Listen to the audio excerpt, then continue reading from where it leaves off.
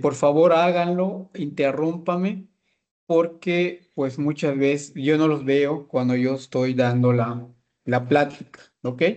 Entonces pueden interrumpirme en cualquier momento, yo no me voy a enojar si me interrumpen, ya sea para aclarar alguna duda, poner algún comentario o para complementar la información que vamos a ver el día de hoy, ¿ok? También les pido que para que esta reunión pues no sea nada más escuchar al profesor, pues también participen cuando yo les pida la palabra, pues también abran su micrófono y participen en la sesión que vamos a tener. Muy bien, entonces ya se está grabando la sesión. Les voy a dar compartir mi pantalla. Iniciamos con la presentación, ¿ok? Entonces, dígame si ya están viendo mi pantalla, por favor. Sí, ya se ve, profe. Perfecto, muy bien. Entonces, pues la unidad uno dijimos que vamos a hablar de la cosmovisión maya en el manejo de los recursos del monte y su relación con el manejo sustentable, ¿no? Entonces, algunas preguntas o algo que tenemos que abordar aquí de contexto antes de iniciar con el tema de cosmovisión maya, pues es muy importante saber cuál es el origen de esta palabra, pero también ver y entender eh, dónde podemos tener referencia que hable sobre nuestros pueblos originarios, también conocidos como pueblos indígenas, aunque esta palabra está muy mal empleado. Yo prefiero usar el término de pueblos originarios, porque el indígena pues da referencia a una persona pobre, de escasos recursos, a una persona ignorante, y pues nuestra cultura no es así, ¿no? Entonces lo vamos a determinar como pueblos indígenas. Y partimos de que si buscamos referencia en relación a nuestros pueblos originarios, en el artículo 2 constitucional nos dice que el Estado mexicano reconoce los derechos de los pueblos indígenas y establece principios fundamentales para garantizar su desarrollo y su autonomía.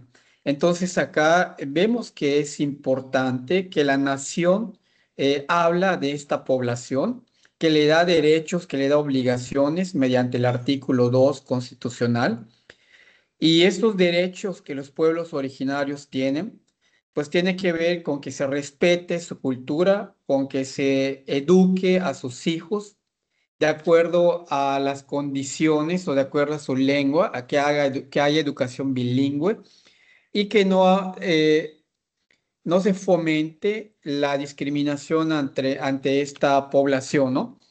Y vemos de que la nación mexicana tiene una composición pluricultural sustentada originalmente en sus pueblos originarios, ¿ok? Aquí en la República Mexicana somos 68 grupos originarios, 68 grupos originarios y el mayor porcentaje de población y la riqueza pluricultural se encuentra en toda la parte centro, sur y sureste de nuestra República Mexicana, ¿no? Oaxaca, Puebla, Veracruz, Campeche, Yucatán, Quintana Roo son los estados que tienen mayor diversidad en cuanto a los grupos indígenas que la conforman, ¿no? Por ejemplo, en Chiapas, pues sabemos que el grupo originario, pues es maya, ¿no? Pero hay diferentes grupos, diferentes grupos derivados del maya, por ejemplo, el maya chontal, el maya quetzal, el maya tojolabal, que son también variantes de la cultura, ¿ok? Y nos dice también de que se conforman 364 variantes de las lenguas originarias, lo cual pues eso refleja la riqueza y complejidad cultural de nuestra comunidad, ¿no? Entonces vean, 364 variantes de lenguas originarias que podemos encontrar en nuestra República Mexicana. Ya mencionamos del maya. Nosotros tenemos el maya yucateco o también el maya peninsular, el cual es hablado por Campeche, por Yucatán y Quintana Roo.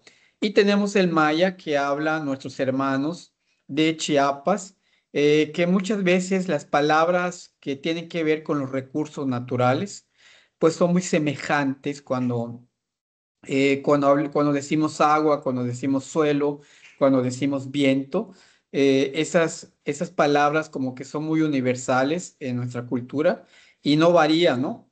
Yo en alguna ocasión traté de platicar con un tojolabal y nos entendimos en algunas palabras muy bien y algunas otras no, pero pues vemos esa variante y esa riqueza cultural que nosotros tenemos en nuestro territorio la cual habitamos, ¿no?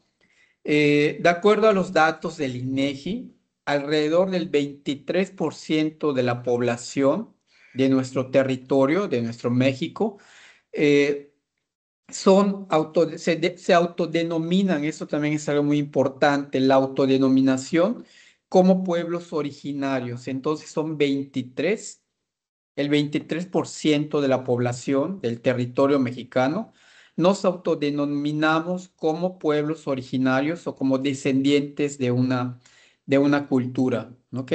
La autodenominación es que, por ejemplo, ahorita vamos a ver la definición de un pueblo originario. Creo que se los pongo de una vez.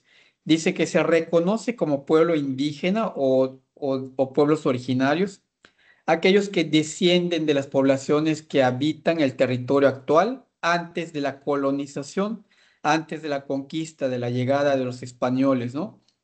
Y que conservan sus propias instituciones sociales, su propia forma de organización social, su propia forma de elegir también sus representantes que los gobiernan y también sus relaciones que son fundamentales, la forma de organización en una comunidad, ¿no?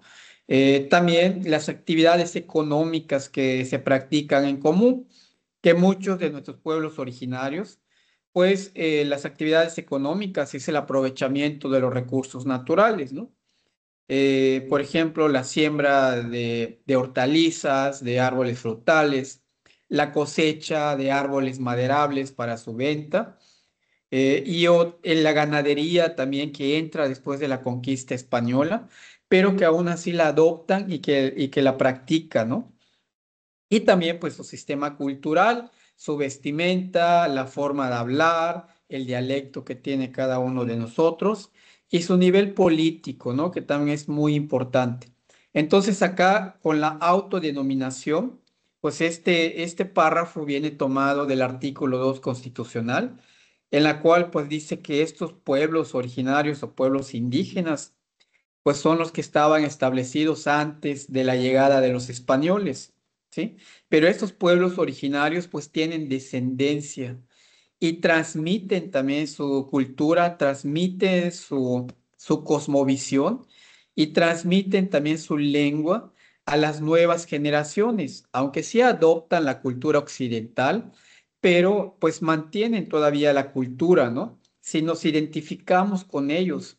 Y entonces esa autodeterminación, pues es como que yo diga, bueno, pues yo conozco la cultura maya, yo soy descendiente de padres que habla maya o alguna otro dialecto. Y yo me siento parte de esta cultura, me siento parte de de este territorio conformado por el pueblo maya, porque pues tal vez hablo su lengua, me gusta vestir la vestimenta que ellos ocupan, porque concuerdo con muchas formas en la que ellos organizan y manejan sus recursos naturales. Entonces yo me estoy autodeterminando, ¿no? Como parte de esta población, ¿sí? Y que pues esta autodeterminación, lo que buscaban las políticas de gobierno, pues eran denigrar a la población originaria, ¿no? Y muchas veces, pues en la escuela te enseñaban de que no digas o si eres maya o había temor de decir que eres descendiente de una familia cultural, porque pues había mucha discriminación y todo lo enseñado en la escuela pues era por la enseñanza occidental, ¿no? Pero hoy en día pues vemos que esta modificación a este artículo que ya se está haciendo y se está trabajando en ello, pues está la autodeterminación. y el INEGI también así lo reconoce, ¿no? De que nos autodeterminemos como algún grupo cultural, ¿ok? Y algo sorprendente o algo, bueno, que también hablamos de un 23% de la población que habla de, bueno, de la población que se autodetermina como pueblos originarios, pero solamente 6,1% es hablante de alguna lengua originaria, ¿no? Entonces, de ese 23%, pues todavía una pequeña parte, que es el 6,1%, el que habla alguna lengua originaria, ¿ok? Entonces, pues eso también se tiene que promover, porque los derechos de los pueblos indígenas que están en la Constitución, pues indica que hay que promover esas formas de organización, esas formas económicas y también esa forma cultural y política que se tiene, ¿ok? Y acá nos dice, el Estado asumirá como fortaleza la existencia de las culturas indígenas, originarias, campesinas, depor- depositarias de saberes. Acá vean que también en este párrafo pues habla de que tiene mucho conocimiento importante, que esos saberes son importantes para cualquier actividad económica que se desarrolle, ¿no? Y que también aportan conocimiento, aunque sea un aporte que no ha sido validado o que hoy en día la ciencia comienza a retomar esos saberes y los está validando, pero pues ellos llevaron miles de años transmitiendo esos conocimientos y fueron una población muy exitosa. Entonces, la mejor validación de un conocimiento pues es llevarlo a cabo, ejecutarlo en algún escenario real, y si eso da resultados, pues se continúa desarrollando, ¿no? Por ejemplo, los métodos de siembra que ellos utilizan, el conocer las condiciones del clima para poder sembrar, el conocer en qué momento se debe de cortar un árbol para, no sé, para tal vez poner una casa tradicional o para utilizarla como madera, ¿no? Entonces ese es un saber local muy valioso, es un conocimiento, pues que debemos de reconocer, ¿no? Y también de integrarlo en nuestras disciplinas que nosotros tenemos. Y también habla de los valores propios de la persona, los valores morales que son transmitidos desde la familia, por ejemplo, la honestidad, la humildad, la solidaridad, que en este pueblo o en esta cultura, hablando ya de la cultura maya, pues había esos valores, ¿no? Había un respeto ante las personas adultas, había una reverencia cuando una persona entra a tu casa, de siempre darle los buenos días. Los padres generalmente cuando vienen a visitar personas adultas, a los padres, pues siempre a los niños nos decían, es plática de personas grandes, salgan ustedes a jugar ahí, pero antes ya había habido ese saludo, ¿no? Ya había habido esa reverencia de, de entrada de las personas a nuestro hogar, ¿sí? La solidaridad, lo que es el compartir las cosechas, el convivir en diferentes actividades sociales o culturales que se hacen en el pueblo, ¿no? El participar en esos rituales, en esas ceremonias, porque hablamos de una solidaridad, porque pues cuando se hace una ceremonia, una ofrenda, un ritual, pues el pueblo participa y lleva también ofrendas, lleva maíz, lleva una gallina, lleva un pavo, y hay un convivio en la cual todos están aportando para que se lleve a cabo esa festividad, ¿no? No es como hoy en día que te invitan a alguna fiesta y pues piensas en el regalo que vas a llevar, ¿no? O las mesas de Liverpool o la mesa de algunas, o esos, de escoges el regalo y luego lo vas a pagar, ¿no? Aquí era qué es lo que se requiere para llevar esa fiesta, esa ceremonia, ese ritual, y se compartía, ¿no? De corazón, no se pedía, sino que ellos decían, bueno, a mí me sobra tantos kilos de maíz y lo puedo ofrecer para hacer las masas o hacer los tamales y poderlo hornear, ¿no? Ah, pues yo tengo un pavito y tengo esto. Entonces, esa parte que tiene que ver también con la organización y la solidaridad, y que el tejido social en este pueblo, en esta cultura, hablando de la cultura maya, pues estaba muy fortalecida ese tejido social. Había una mutua colaboración en cuanto a las actividades que se llevaban en el pueblo, ¿no? Y que hoy en día, pues muchas de las políticas de gobierno, pues han buscado romper ese tejido social y hacernos más individualistas, perder con ese, tal vez ese sentimiento o ese conocimiento de cómo nos apoyábamos y nos organizábamos para diferentes actividades, ¿no? Y la parte espiritual que se integra con la parte occidental, pero haciendo referencia a lo espiritual, pues pensando por la parte cosmogónica, ¿no? Con que todo tiene vida, con que todo tiene que ser respetado, con que todo tiene un espíritu. En maya, el espíritu se le conoce como Ol, o dos O's, la primera O es con apóstrofe y L, ¿no? Que muchos lo han querido traducir, los antropólogos lo han querido traducir como, como el espíritu de la persona, ¿no? Pero vemos que tiene muchos usos y que no solamente tiene que ver con la parte espiritual, ¿sí? Sino también con la parte viva. Por ejemplo, el Sis-Ol, seguramente lo han escuchado, ¿no?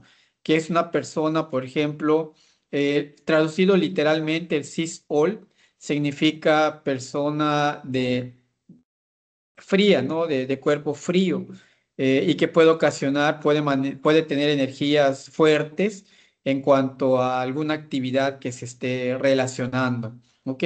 O el cis-all es que, por ejemplo, también se maneja de que cuando viene una persona de la milpa que trabajó toda la mañana en el campo y estuvo el sol muy fuerte, pues llega con una energía muy caliente. Y entonces, si hay un bebé en la casa, pues dicen, no te acerques al bebé, tomen cis a wall, le dicen. No te acerques porque tienes el aire frío, tienes el aire caliente y por lo tanto, pues esa energía puede enfermar al niño o a la niña que está recién nacida, ¿no? Y cuando se omite esto, pues hay, no sé si han escuchado de que hay niños que les hace mal de ojo o niñas que le hicieron mal de ojo, ¿no? O que cargaron el cis-all de la persona que venía de la milpa. Y entonces, pues hay un proceso allá ritual que se hace para que esa niña sane, porque si no, pues tiene diarreas, tiene calenturas y muchas veces se lleva con el médico especialista y aún así no se cura, ¿no? Entonces, pues ahí yo recuerdo que a mis hermanitos, por ejemplo, pues la persona que hizo ese daño, sobre todo cuando es un integrante de la familia que vino de la milpa sin querer, se acercó al bebé, lo abrazó recuerdo que tomaban un licor y le soplaban 9 veces el aliento del alcohol en la boca del niño para regresarle ese buen aliento, para regresarle ese ol, ¿sí? Ese ol que requiere para que pueda continuar con su vida espiritual, ¿no? Y la parte cosmogónica también que tiene que ver, que esto es lo mágico religioso que en nuestras culturas aún todavía prevalecen. ¿Ok? Dícese, también el Estado será responsabilidad fundamental del Estado preservar, desarrollar, proteger y difundir las culturas existentes en el país. Entonces, acá se le está facultando a los estados y a los municipios que deberán de preservarlos, la cultura, deberán fomentarlo y también deberán de difundirlo, ¿no?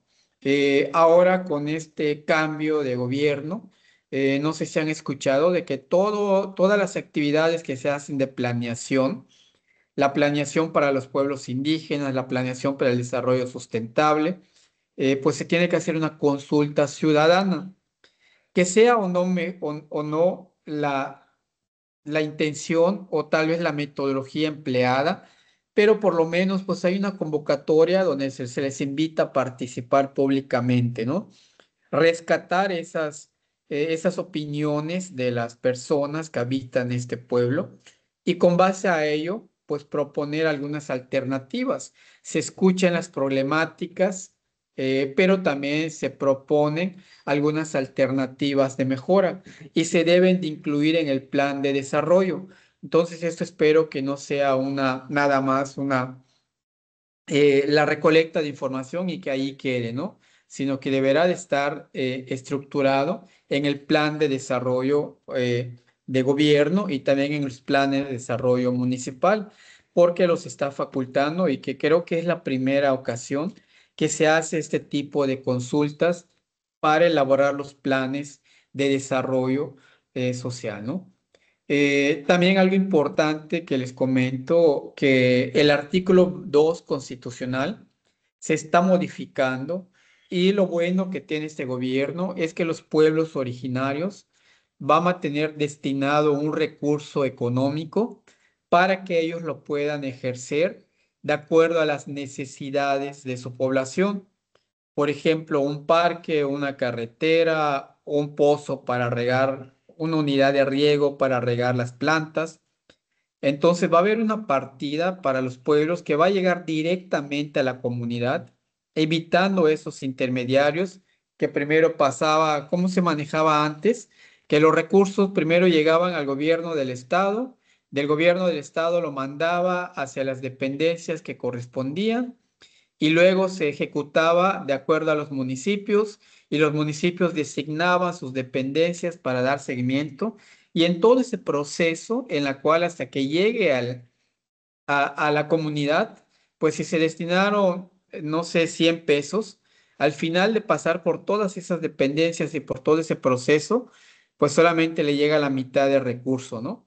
Entonces, para evitar eso, se están formando comités de pueblos originarios en donde les va a llegar directamente el recurso para que ellos puedan trabajar, que deben ser pueblos organizados, deben ser pueblos que tengan tal vez una sociedad cooperativa o con el comisario ejidal y municipal bien organizados, pueden solicitar este recurso, ¿no? Se hablaba de 234 millones de pesos que se va a destinar y eso se está reformulando en el artículo 2 constitucional de que les llegará este recurso para que trabajen.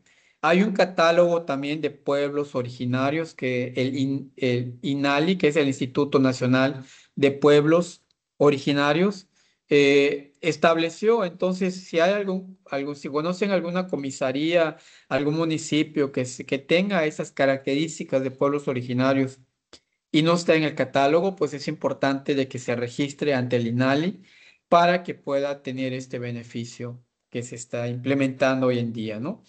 Entonces, el sistema educativo plurinacional, pues debe respetar las diversas expresiones sociales, culturales, en sus diferentes formas de desarrollo. ¿Ok? ¿Alguna pregunta hasta aquí? ¿Algún comentario que tengan?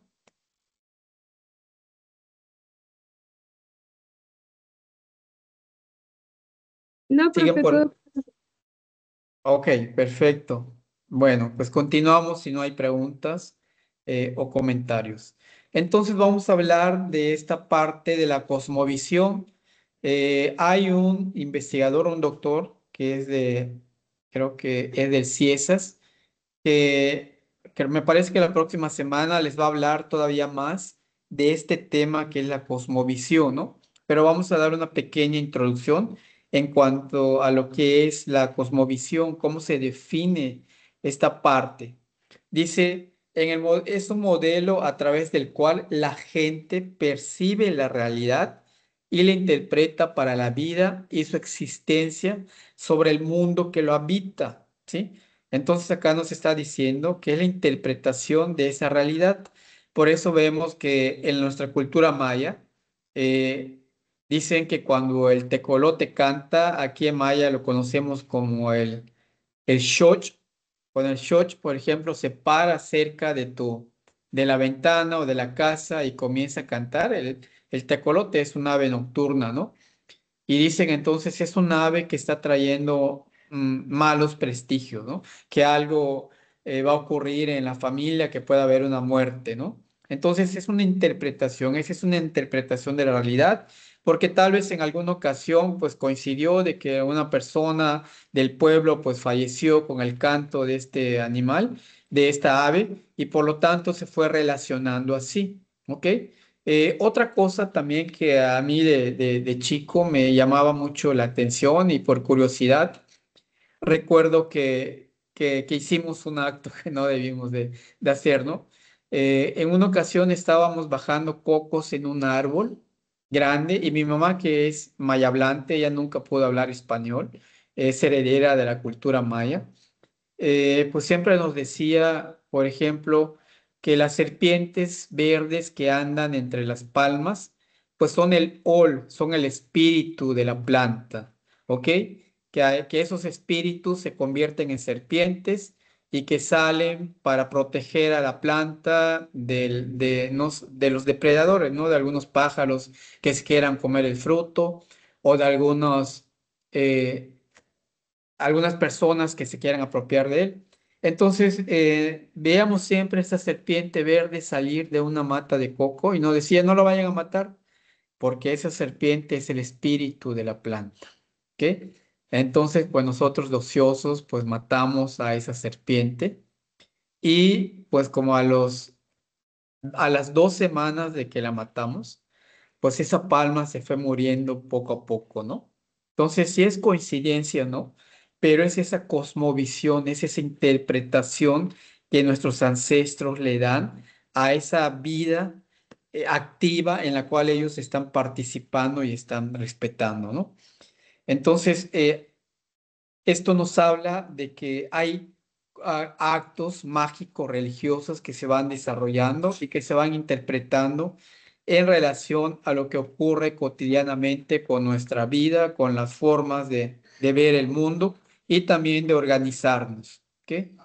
Dice, otra definición de la cosmovisión tiene un fundamento religioso y adquiere coherencia a partir de los mitos de origen y aspectos cosmogónicos. Desde ahí también se constituye la nación de personas y la organización de los grupos sociales, ¿no? Entonces acá, a diferencia de la primera definición que vemos, aquí nos habla de un fundamento religioso, ¿no? De un fundamento que es como, es un alma, es un espíritu, que tiene que ver con muchas acercaciones a lo que es la vida cotidiana y a la vida religiosa, ¿no? Y que esos cuentos o esas leyendas pues son transmitidas en formas de mito o de leyenda para preservar o para es como un reglamento en la cual pues te indica de que no debes rebasar el uso de ese recurso natural, ¿no? Por ejemplo, hablando de la milpa que ya comentamos la semana pasada, ¿no? En la milpa, por ejemplo, lo que nos dicen los estudiosos, las ciencias, es que la milpa se empobrece el suelo después de 3 o de 4 años de haberse cultivado. Entonces, este suelo, pues necesita abandonarse para que vuelva a ser rico en materia orgánica. Pero en la parte cosmogónica y en la parte religiosa, pues este monte que fue prestado para hacer la milpa, pues fue prestado a los Yuntsilok, a los dioses del monte, al dios Ash, al Yunkash, al Yunchak, al Yunja, al Yunik, que son diferentes dioses que conforman este universo de la parte cultural.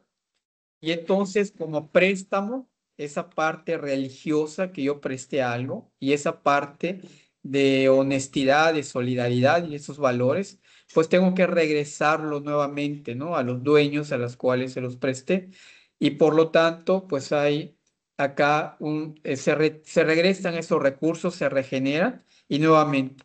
Pero no es como lo mencionan la ciencia hoy en día, de que el suelo ya está agotado y por lo tanto se tiene que abandonar para que se regenere esa vegetación. Es regresar lo que se dio prestado, porque ellos piden prestado el monte a los dioses para trabajar. Y en ese transcurso del préstamo, pues también tienen que ser agradecidos con la cosecha que se les está dando, ¿no? La cosecha del maíz, del frijol y de la calabaza. Y eso explica de por qué se hacen muchos rituales, desde el Hetzblum, las primicias, el Chachak y otras más que vamos a conocer más adelante, ¿no? Y esto pues tiene que ver con una parte religiosa, porque en las ceremonias pues se hacen rezos en lengua maya y que hoy en día ya está mezclado con el español. Se hablan a los diferentes tipos de viento que conforman el universo y a los dioses, y posteriormente se les ofrenda la comida, ¿no? Y se les agradece por haber hecho posible que ese espacio se produzca hoy en día, ¿no? Entonces también dice que la cosmovisión da un sentido de identidad. Eso también es algo importante, ¿no? Porque al entender de por qué nuestras culturas hacían esto, de qué tan valioso es las ceremonias que se hacen, de qué tan valioso es esas leyendas, esos cuentos y esos mitos que nos comparten, pues también nos da identidad, nos identifica y fortalece esa parte cultural. Y si hay un fortalecimiento, pues debe haber una permanencia de esa cultura, ¿no?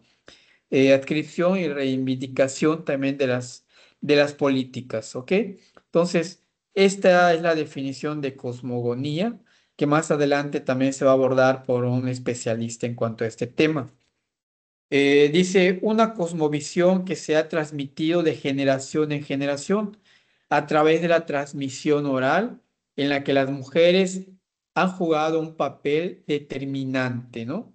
Entonces, esta parte cultural, estos ritos, estas ceremonias, esa cosmogonía, esa forma de ver el mundo, en nuestra cultura, pues lo principal es la forma oral, ¿no? Hay muy poco escrito respecto a ello y por lo tanto, pues surge que se hagan estudios, que se documente la información y que se ponga en catálogos o en libros para poder entender por qué ocurre esto, ¿no? Yo creo que la Facultad de Antropología ha trabajado mucho de estos temas y hay información valiosa ahí guardada porque si no se hace, toda la memoria biocultural de nuestros pueblos, pues se pierde, ¿no? Yo lo veo hoy en día aquí en mi pueblo, es un pueblo pequeño, es una comisaría de Humán, somos aproximadamente 400 habitantes, es un pueblo que en su momento tuvo un mayor porcentaje de hablantes mayas, alrededor de un 90%, y que hoy en día solamente entre un 20 o un 30% hablan o entienden maya, y que habían actividades muy interesantes que se hacían, actividades económicas, ritos y formas de organización, pero que pues a nadie le interesó documentar esa información. Los abuelos se van muriendo, los papás ya se van muriendo, ya están muy cansados y por lo tanto no hay una memoria biocultural del pueblo, ¿no? Y hoy en día pues estamos tratando de hacer un trabajo.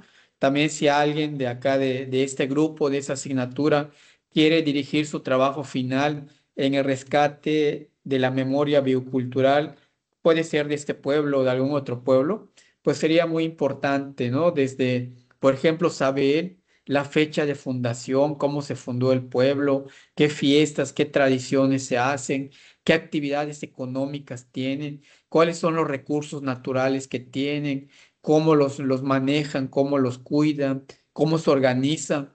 Eso tiene que ver con la memoria biocultural de nuestros pueblos, ¿no?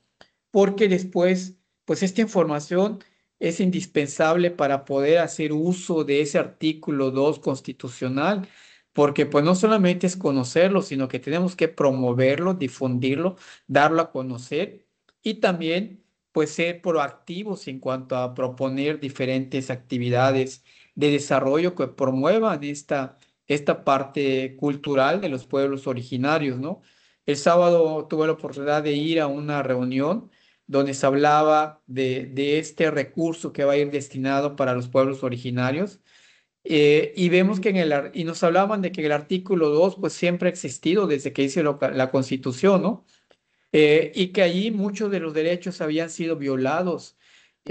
¿Por qué? Porque pues no sabíamos interpretar lo que el artículo 2 nos estaba dando como nación, ¿no? Como individuos que pertenecemos a una cultura y por lo tanto pues no exigimos nuestros derechos, no exigimos que la educación se promueva en una lengua bilingüe, ¿no? Que haya el español, pero que también esté el maya, que se promueva principalmente nuestra cultura, nuestras formas de organizar en las escuelas, ¿no? Nuestra historia. Por ejemplo, ¿en qué libro han encontrado, por ejemplo, alguna historia de la guerra de castas?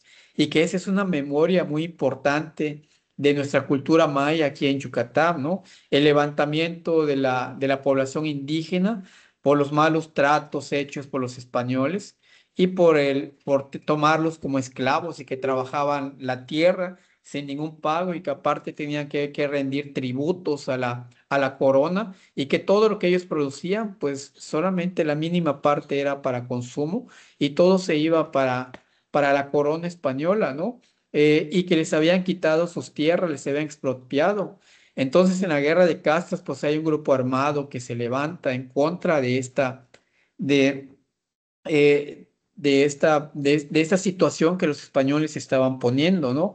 Y que el gobierno o los virreyes, pues, eh, favorecían a los españoles y entonces se levantan en armas y comienza esta lucha fuerte de la defensa de nuestro territorio, primero de nuestra tierra y también de nuestra cultura, ¿no? Cultura que los occidentales pues nos habían impuesto, ¿no? Desde la adoración de la religión, de que solamente existe un Dios y que esos dioses, el Dios del monte, el Dios de los animales, el Dios del viento, pues no existía y era mal visto, ¿no? Incluso Diego de Landa, pues decía eh, que cuando estuvo presente en un ritual que se hizo del Chachac, pues él criticaba esto, ¿no? Y decía que son como actos diabólicos lo que están haciendo, porque están bailando, están cantando y están invocando a dioses que no pertenecen a este mundo, ¿no? A su mundo de ellos. Y así es como lo redacta, ¿no? Y por lo tanto urge la evangelización en la cultura maya, ¿no? En el estado de Yucatán. Y entonces son obligados a quemar sus santos, sus imágenes, y comienza una persecución, ¿no? Y aquí algo interesante que también les invito a que lean, pues es esto de la guerra de castas, y vamos a encontrar algo cosmogónico también aquí porque se habla de la cruz parlante, de la cruz que es el Yaxché, que sí optaron esta cruz de madera que los españoles trajeron, pero la adaptaron a las condiciones o a a la cosmogonía que ellos tenían, ¿no? Entonces hacen una cruz de ramas de la ceiba, del yaché, y le ponen un bordado encima de esa cruz, y esa cruz le dicen la cruz parlante.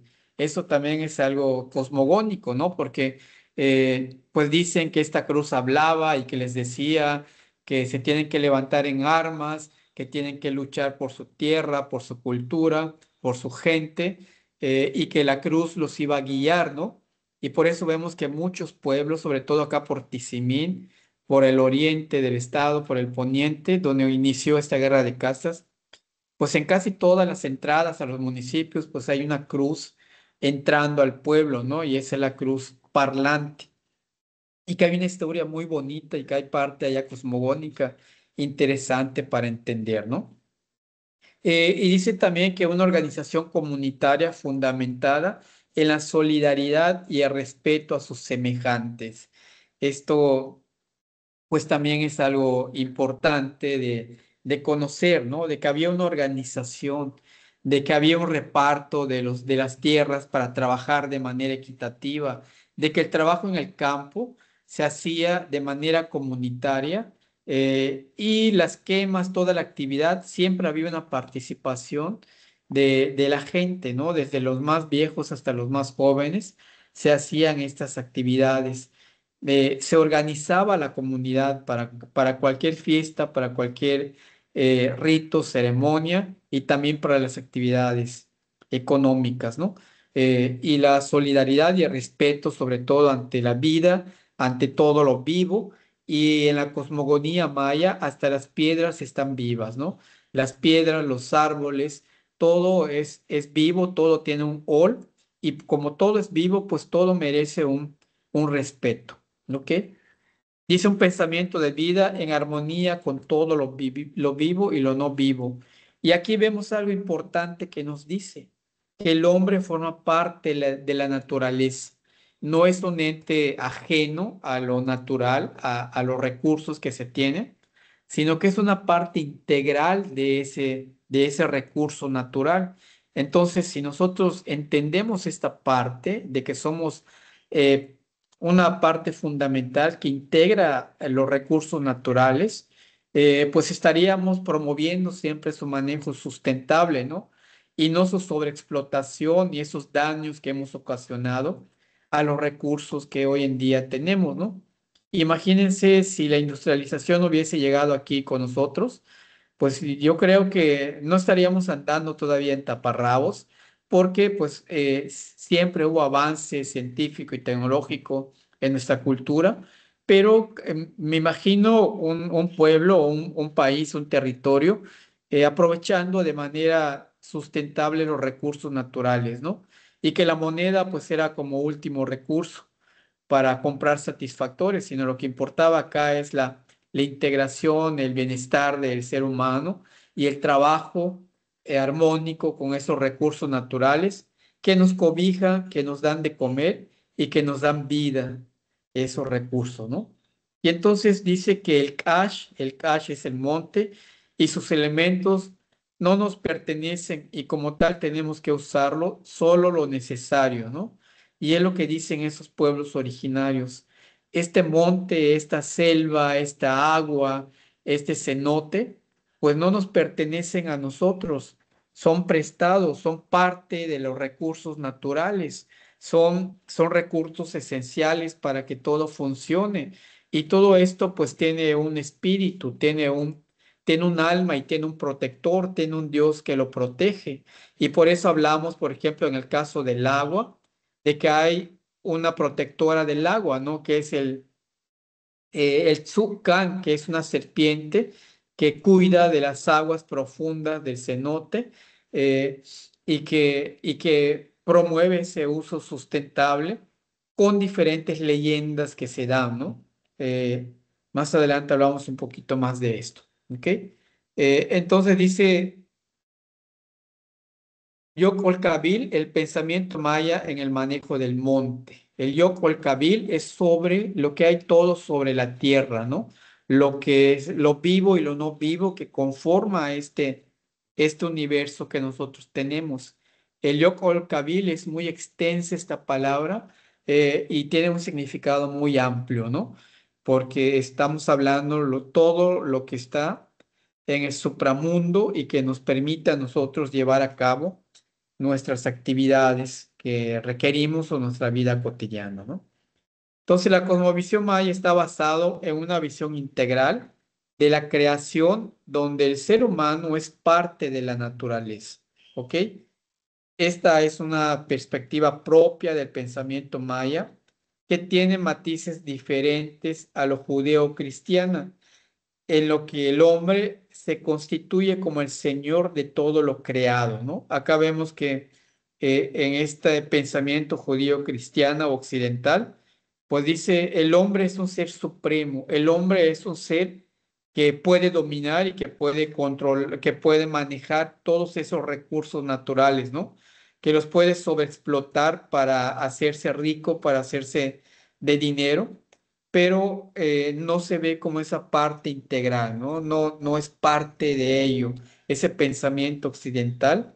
Y por eso nos explicamos a veces, o decían mucha gente, bueno, sí, ¿por qué Yucatán tiene muchos recursos, tiene mucho monte, tiene suelos muy ricos en materia orgánica, suelos que son muy nutritivos, tiene agua, tiene abundante agua, está ubicado en un clima subtropical seco y que tiene las estaciones del año y que puede ser muy productivo?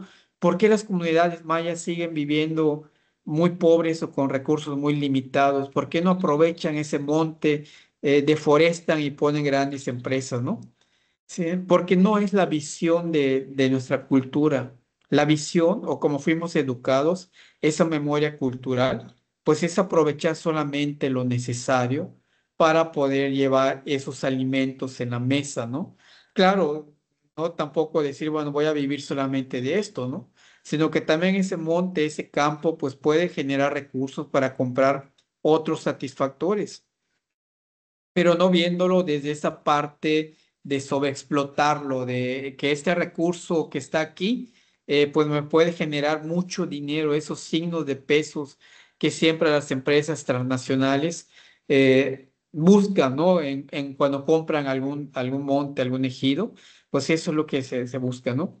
Entonces entendemos de por qué la gente de los pueblos, pues tiene su solar diverso, tiene su pequeña milpa donde va a cosechar su maíz, su frijol y su calabaza. Tiene su pequeño ranchito donde cría animales, ganado bovino, ovino.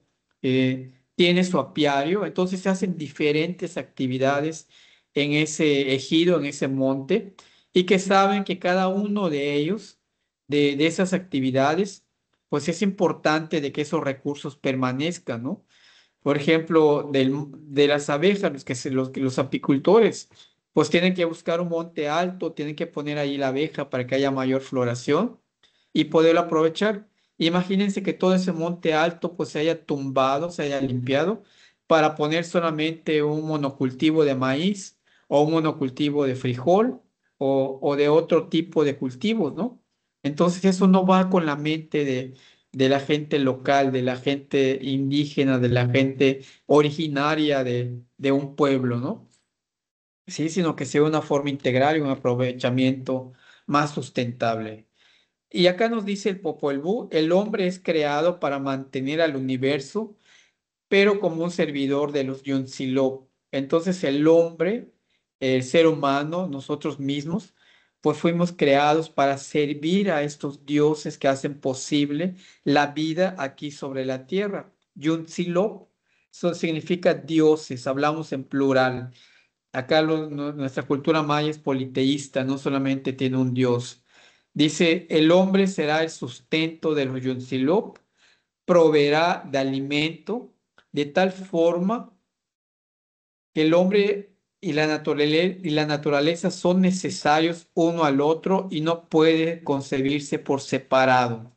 En el mismo Popol Vuh, que es el libro sagrado de los mayas, pues nos indica esto, ¿no? De que hay dioses que protegen este universo en la cosmogonía y también el hombre, pues es parte integral de esa naturaleza que no se pueden separar, porque al momento de separarse, ese pensamiento, esa forma de manejar el monte, pues estaría poniendo en riesgo nuestra propia existencia. Y es lo que hoy en día prevalece, ¿no? De que nos interesa solamente lo económico, de que esta selva se quite para poner un desarrollo industrial, de que este pozo o esta agua subterránea que corre por acá, pues es muy útil para las granjas de cerdos y no importa si se sobreexplota o si se contamina.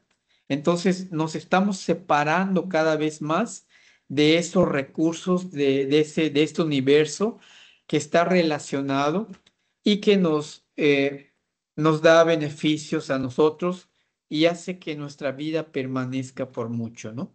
¿Ok? ¿Alguna pregunta acá o algún comentario que tengan, algo que quieran complementar?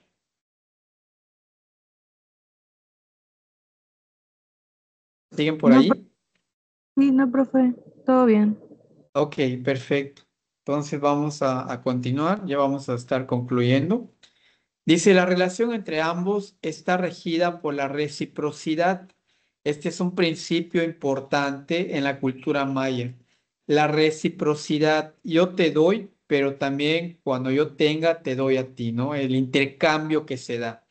Eh, por eso cuando, por ejemplo, vamos en un pueblito, vemos que la gente es muy agradecida, muy amable, te regala lo que tiene en su solar, sin que te digan, sin que le tengas que pagar, ¿no? Te regala un vaso de agua, te invita a una comida. Está esa memoria cultural de nuestros pueblos originarios, de que la gente que todavía vive en esas condiciones pues está esa reciprocidad que nos habla, ¿no? Entonces el ser humano debe retribuir respeto, tomando de ella solamente lo necesario y expresándole su agradecimiento.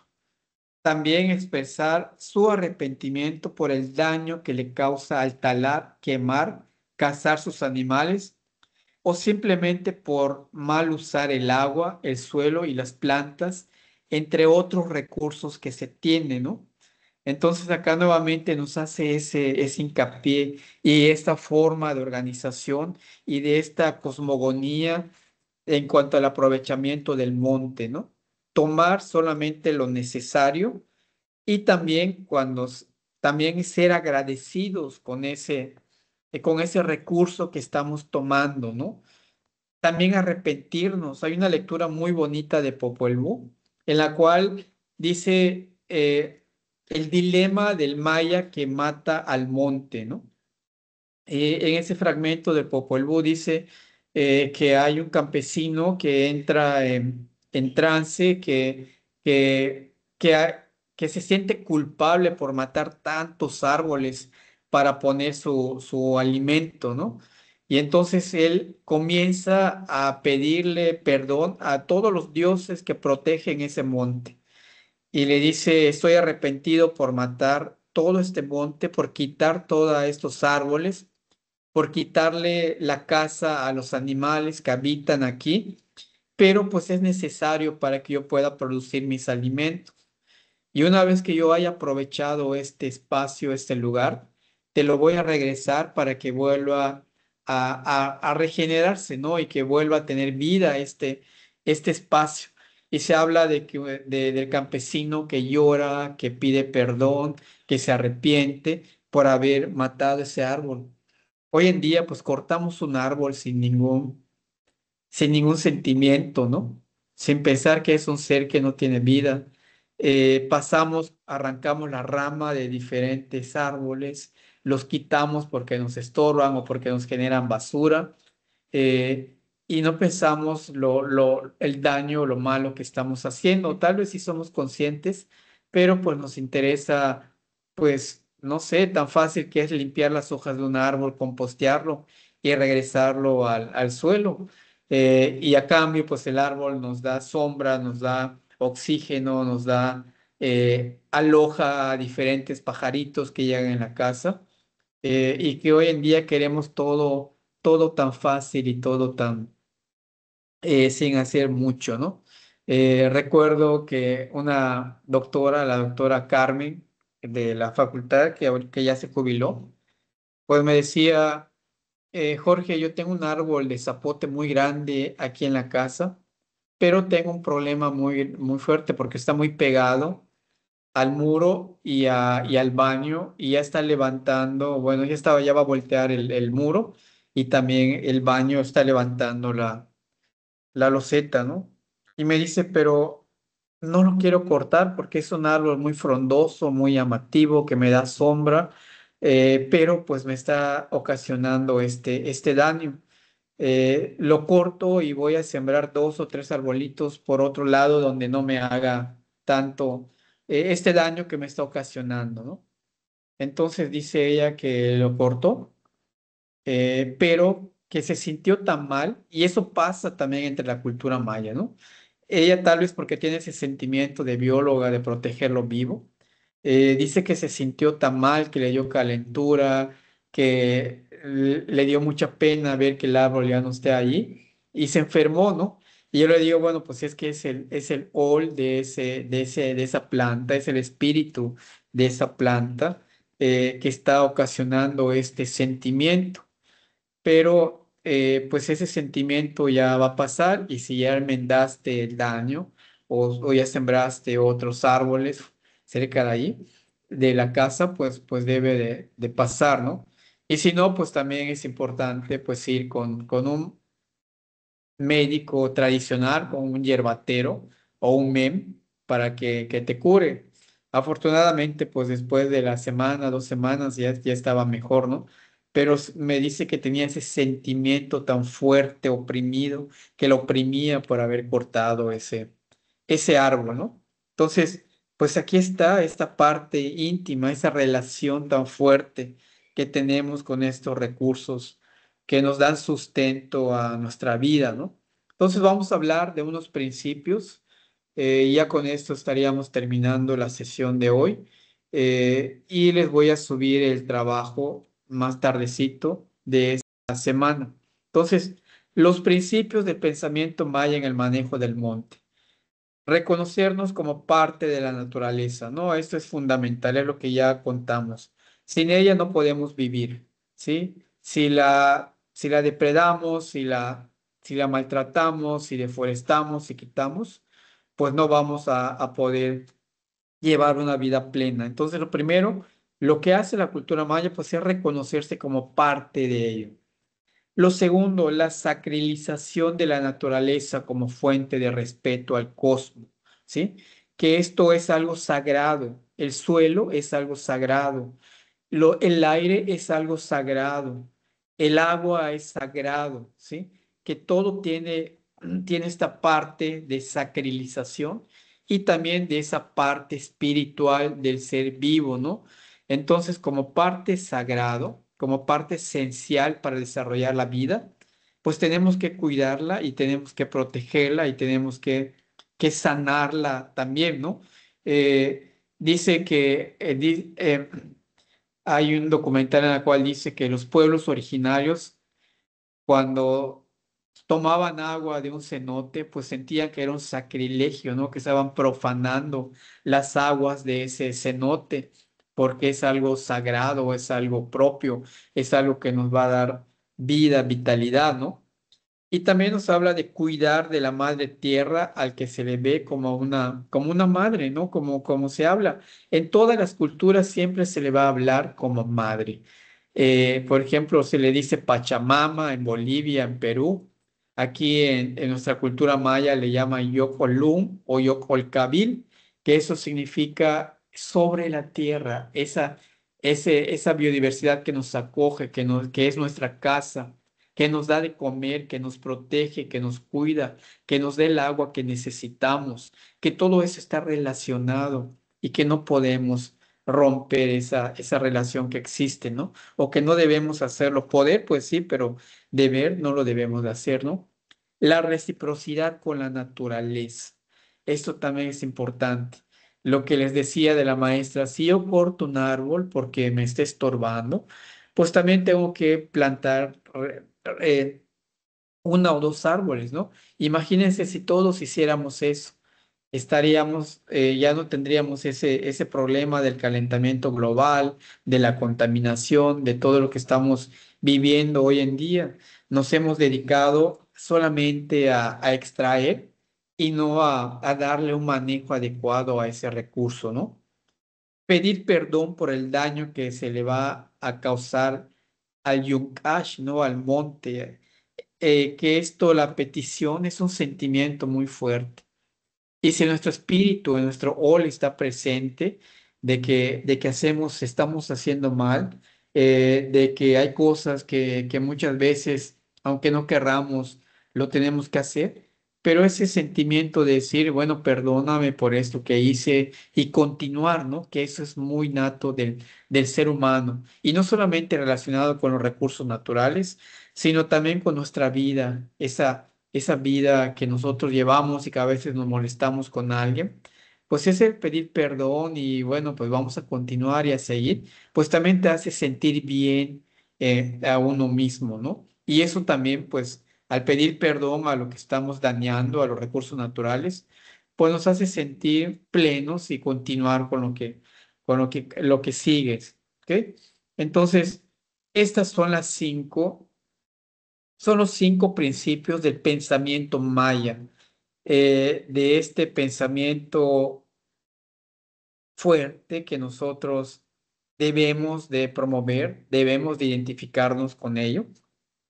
Eh, y yo creo que si promovemos esta parte, entendemos lo que son esos principios, pues estaríamos teniendo un mundo más equitativo o estaríamos también teniendo condiciones de vida mejor que nos otorgan los recursos naturales que hoy en día tenemos, ¿no? Entonces, no sé, preguntas, comentarios hasta acá. Bueno, yo solo quería comentar que es cierto esa parte Sí. de la reciprocidad, creo que así Ujú. se pronuncia, Sí. en uno de los videos que usted puso en Wadi Virtual, Ujú. se mostraba como, por ejemplo, creo que es a Chuck, eh, Ajá. que se le ofrecen los frutos, los primeros frutos de la cosecha, como en agradecimiento o muestra de respeto, porque por las lluvias precisamente. Claro, claro, exactamente. Y que a veces confundimos o hacemos o interpretamos mal este ritual, ¿no? Porque anteriormente se decía que era para pedir el agua. El chachac decían, bueno, el chachac se hace en la cultura maya para pedir que llueva, ¿sí? Pero más que pedir es para agradecer, agradecer por las lluvias que cayeron y que sigan cayendo para que esa cosecha se da, porque no hay un reclamo al Dios Chac donde se le diga, necesitamos que traigas la lluvia, que llueva, ¿no? Sino más que nada se le ofrece comida, se le da comida para que alimente su alma en forma de reciprocidad y también para que continúe dando esos servicios de humedad para la milpa que se tiene, ¿no? Para que caiga la lluvia. Entonces, muchos estudios antropológicos hablan de la petición de la lluvia y hay un nuevo enfoque que habla de que no es una petición, más que nada es un agradecimiento de que pues cayeron las lluvias a tiempo o para que sigan cayendo en su momento, ¿no? Entonces, casi todos los rituales que tienen que ver con la cultura maya, pues habla de este agradecimiento, ¿no? De que hiciste posible que yo produzca, entonces los mejores frutos te los ofrezco a ti, come tú primero y luego comemos nosotros de estos frutos. ¿Ok? ¿Algo más?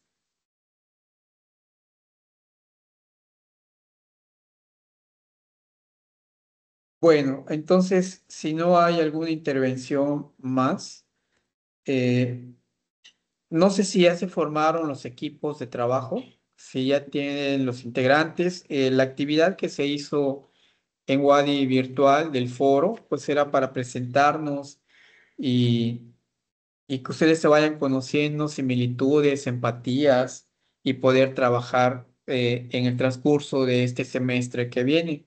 ¿Ok? ¿Hay algún equipo que ya se conformó mediante el foro que hayan platicado y hayan acordado algo? ¿Integrarse?